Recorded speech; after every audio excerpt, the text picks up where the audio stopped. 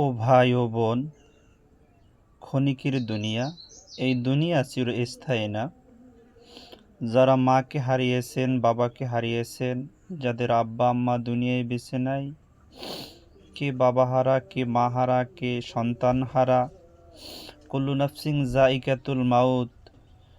ধনী বলেন, রাজা বলেন, বাদশাহ বলেন, সবারই এই ৩.৫ হাত মাটির ঘর, অন্ধকার কবরে যেতে হবে। পিতামাতা যাদের দুনিয়ায় বেঁচে নাই, সন্তান শুকনো জায়গায় সন্তান রেখে ভিজা জায়গায় ঘুমিয়েছে।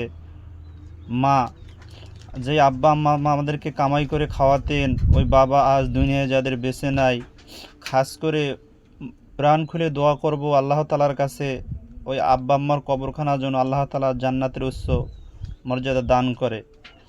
আল্লাহ কারে ডাকিব, আল্লাহ মা বলিয়া, মায়ে যে আমার ছেড়ে গেছে এতিম বানায়া। আল্লাহ কারে ডাকিব, আল্লাহ কারে ডাকিব, আল্লাহ বাবা বলিয়া। বাবা আমার চলে গেছে দুনিয়া সারিয়া। আল্লাহ কারে ডাকিব।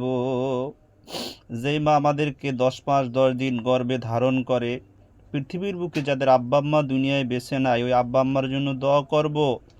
যে আব্বা আমাদেরকে কোলে করে ভালোবাসা দিতেন, মাথায় হাত বুলাতেন, যেই মা আমাদেরকে খাবার বানাতেন, যেই হাত দিয়ে মাথায় হাত বুলাতেন, ওই হাত আজ অন্ধকার কবর মাটির নিচে। পিতামাতার জন্য দোয়া করব।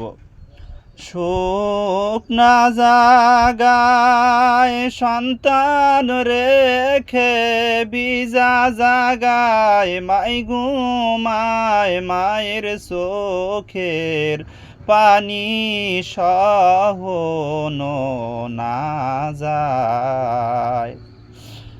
আসলে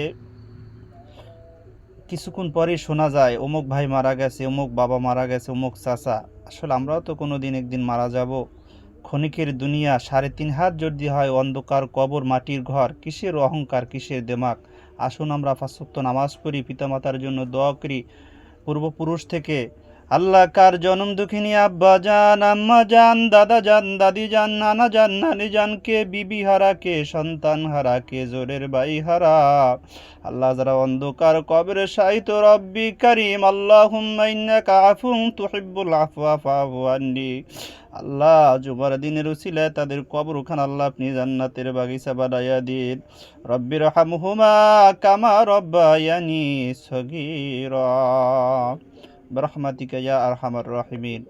আসসালামু আলাইকুম ওয়া রাহমাতুল্লাহ।